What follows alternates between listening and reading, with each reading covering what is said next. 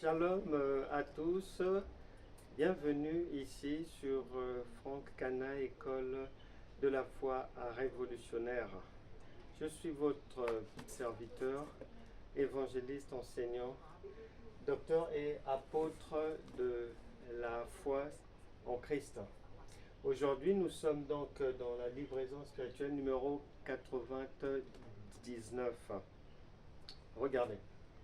Matthieu chapitre 7 verset 1 dit « Ne jugez point, afin que vous ne soyez point jugés. » Et souvent dans les bouches chrétiennes, on entend souvent ce langage-là. Il ne faut pas juger, ne jugez point, ne touchez pas mes ouins, etc., etc., pour justifier beaucoup d'ignorance et parfois des dérives. C'est vrai quelque part, mais la parole là est utilisée par beaucoup de gens pour justifier l'injustifiable, justifier le péché et des dérives.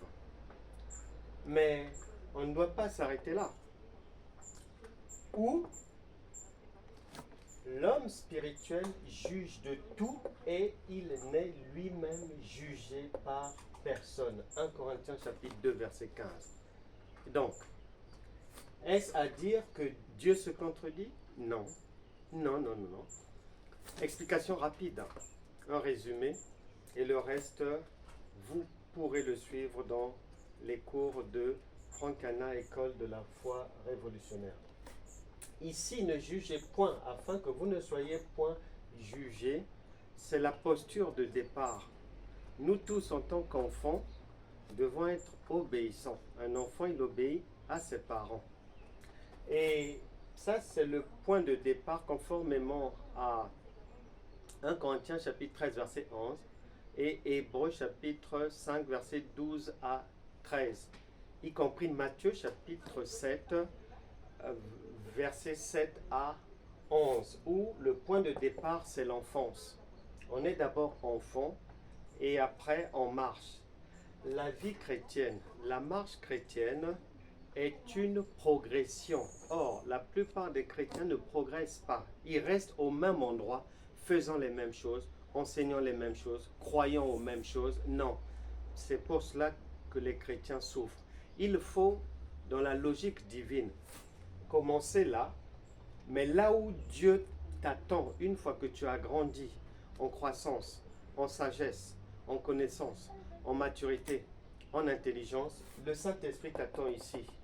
Conformément à Romains chapitre 10, versets 1 à 2.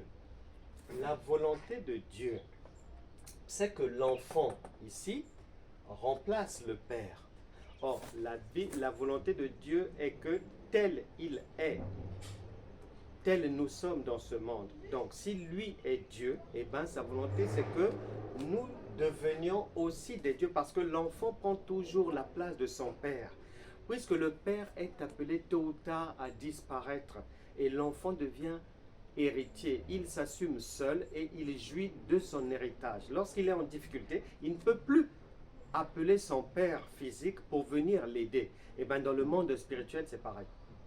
Et c'est ce que Jésus explique à Nicodème en Jean chapitre 3, mais versets 1 à 13. C'est ce qu'il lui explique. L'objectif donc, c'est de ne pas rester là, mais c'est d'arriver là. L'homme spirituel juge de tout et il n'est lui-même jugé par personne. Or, il n'y a qu'un Dieu qui ne peut pas être jugé et qui juge lui-même de tout. Raison pour laquelle, Jean chapitre 10, verset 34, Dieu dit « Vous êtes des dieux ». Raison pour laquelle, en Jean, dans l'évangile de Jean, Jésus-Christ dit « Vous ferez de plus grandes œuvres que moi. Donc, vous me serez supérieur. » Un enfant de Dieu, un chrétien, ne parviendra pas à accepter déjà, à prendre conscience ensuite, à comprendre et à pratiquer sa divinité, c'est-à-dire que non seulement Dieu est au-dedans de lui, et après lui-même, puisque Dieu est au-dedans de lui, lui est Dieu, égale Dieu. L'homme physique plus l'homme spirituel égale l'homme spirituel, égale Dieu. Que tu prennes ça dans ce sens ou dans l'autre, l'objectif pour Dieu est que tu comprennes bien que ce qu'il veut, c'est que tu assumes pleinement ta divinité afin de jouir de ton héritage et de vivre sur cette terre comme un roi, comme une reine, ce qui n'est pas le cas de la plupart des chrétiens, faute de connaissances. Voilà, on s'arrête ici pour aujourd'hui. Viens à Franck Cana, École de la foi révolutionnaire, pour entrer dans les détails de ces enseignements et comprendre là où tu dois aller, par quel cheminement, quel mécanisme. C'est ce que nous enseignons pour te faire aller de Matthieu chapitre 1 à 1 Corinthiens chapitre 2, verset 15, qui est en terminus en réalité. Que Dieu vous bénisse pour aujourd'hui. C'était la livraison spirituelle 99. Franck Cana, évangéliste, enseignant, docteur et apôtre. À très bientôt. Au revoir.